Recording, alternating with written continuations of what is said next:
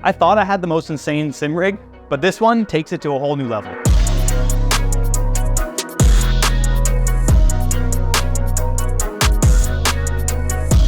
With sim racing, my number one focus is always to dial my rig in as close to the real car as possible, because that's what I'm using this for primarily, is to train for my real races.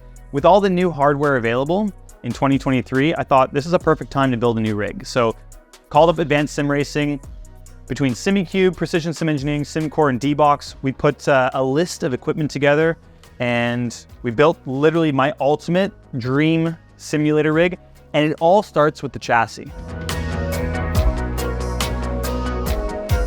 This is the new ASR Pro chassis. The difference between this and other chassis, even though it's extruded aluminum, which is a pretty common frame or chassis for sim racing, this is surprisingly way better than anything I've ever driven, because the metal, the aluminum, is so dense. The reason why that's important is the thicker the metal, the less flex you have, the less creaks and cracks you'll have while driving. It's important for me when I'm driving to feel everything, every little bit of detail from the steering wheel, from the pedals, from the seat. I don't want to have any additional movement or motion from my chassis. It's supposed to be rigid, just like my race car, and there's literally no better chassis manufacturer than Advanced Sim Racing. With the ASR Pro, what's so cool about this is it's different than their other lineup of chassis. You have the extruded aluminum that has a flat profile on the side. And why I love that is because now I can do things that are a bit more creative and show my creativity. I can put designs, car designs, my esports livery on this actual chassis. And for me, like I mean, you can probably tell by the studio, it's so important, the aesthetic and having everything look beautiful.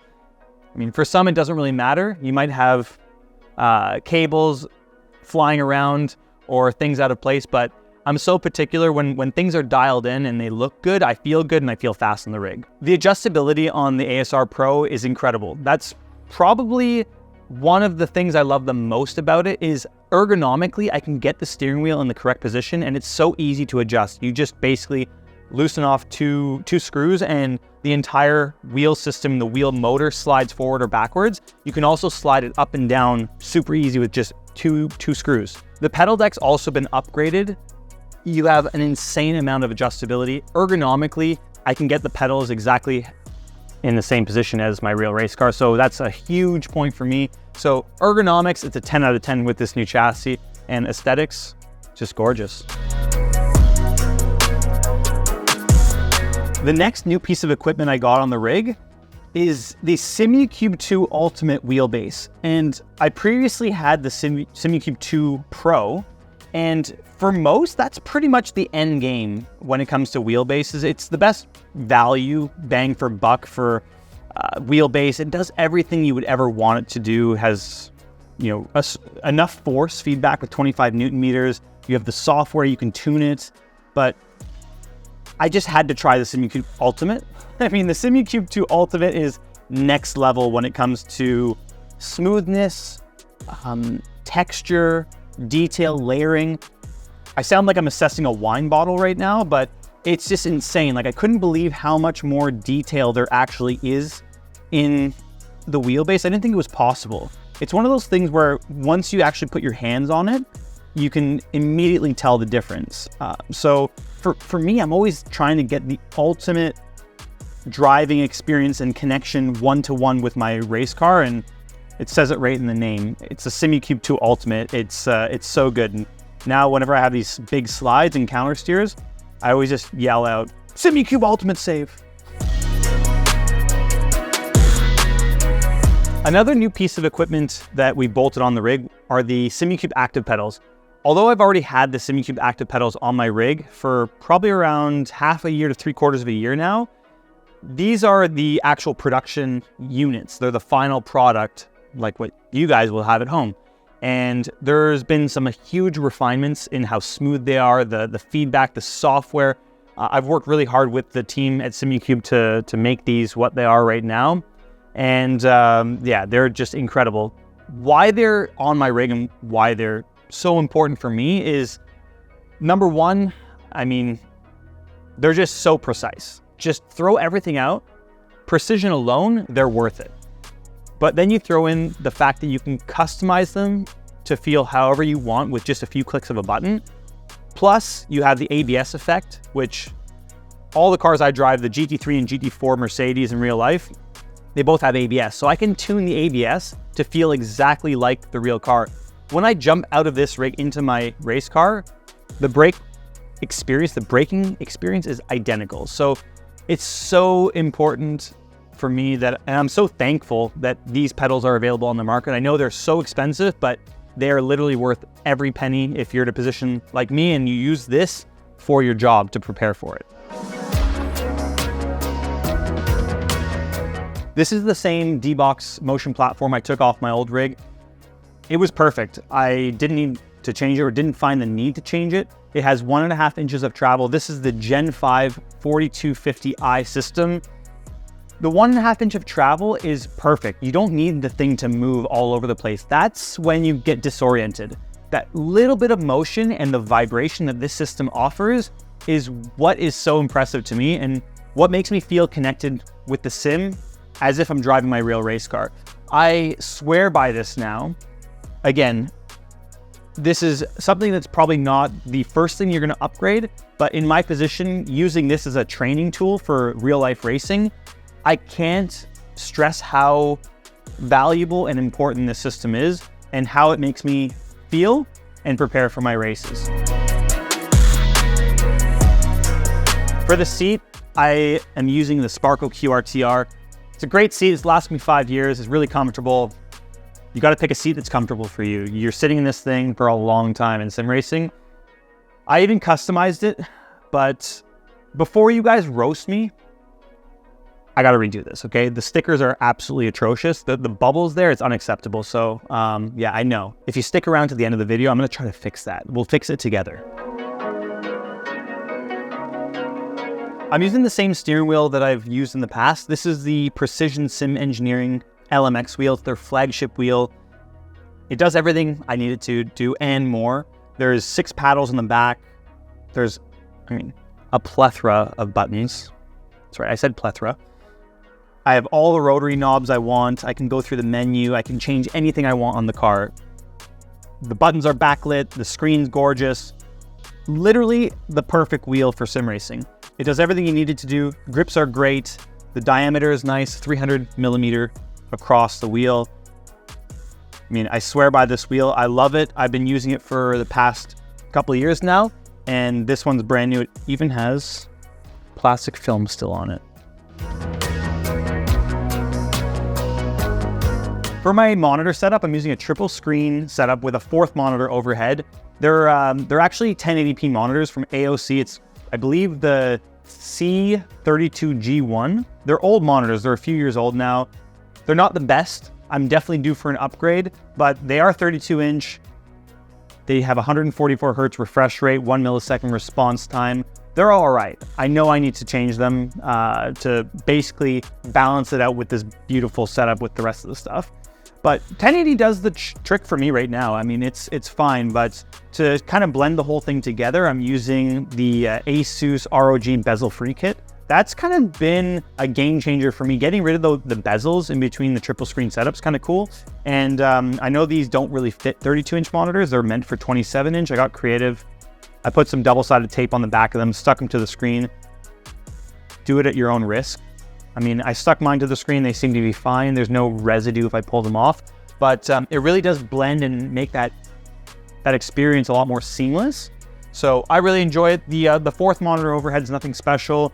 I guess it is, depending on your setup. You're probably going to judge me for saying that now, but it's 34 inches, 75 hertz.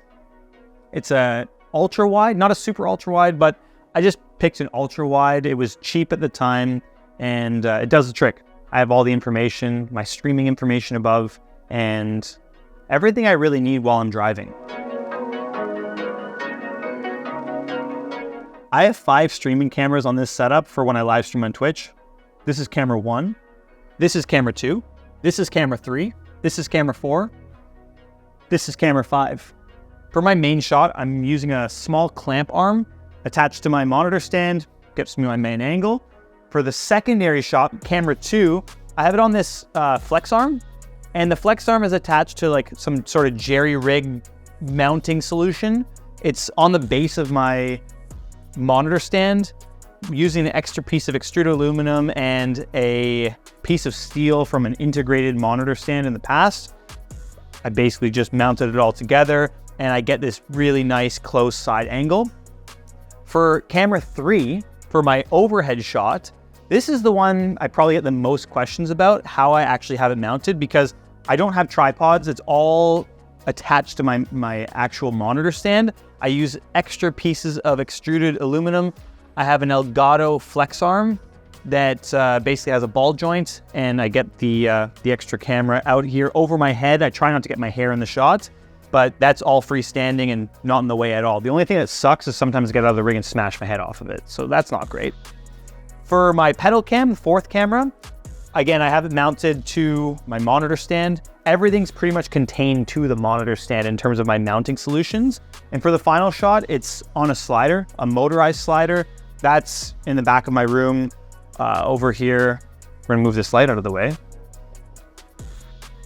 Just over here, I have a long HDMI cable that runs around into my main PC, which that thing's unchanged. If you've seen my other setup video, you'll know that it's pretty much a beast already, so I didn't need to change this thing out. Going through all my accessories, I have a ton of them on the rig. Let's just go through them rapid fire style. Starting with the Precision Sim Engineering PSP, incredible button box, backlit, has basically preset automations. You can click buttons, the thing goes crazy. It does everything you need it to do. It's your sim racing companion by your side. It takes care of you. To control the stream, I'm using 2 Stream Decks. I have a Stream Deck XL and a Stream Deck Plus. One controls the audio and lights, and the other one controls all the animations, all the camera angles. I'm using SimCore accessories for my steering shaft and my pedal plates. Those are actually customized with a Moradness emblem on the brake. I also have a Wave XLR for the microphone, and for my headphones are Bose Sound Sport. I really love those Sound Sport headphones. They're discontinued, but the gel ear cap fits so nicely in my ear, especially with motion. I never find that my earbuds fall out of my ears. For my microphone, I'm using a Rode NTG5. It's a shotgun mic. I find it great because when I'm sim racing and with the motion, I don't actually have the microphone hitting me in the mouth every 2 seconds, so it's great and it picks up the audio from a good distance away. Finally, for my lights, I'm using Elgato key lights. I use one as a main key light and one for illuminating the pedals. What really wraps this whole thing up, no pun intended, is the cable management job. I've been roasted for this in comments before. Somebody said that I definitely didn't do this. I didn't build this setup. You're right. I didn't build this setup. I could. Doesn't mean I can't do it. Cable management job is literally pristine. There's not a cable in sight, and that makes me feel so good inside. Now that we've made it to the end of the tour, I have a little contest for you guys. For those who have made it to this point, I want you to guess. If you were to look at this rig and just guess how much everything costs, including the cameras, the lights, the audio, the rig itself, the computer, everything included.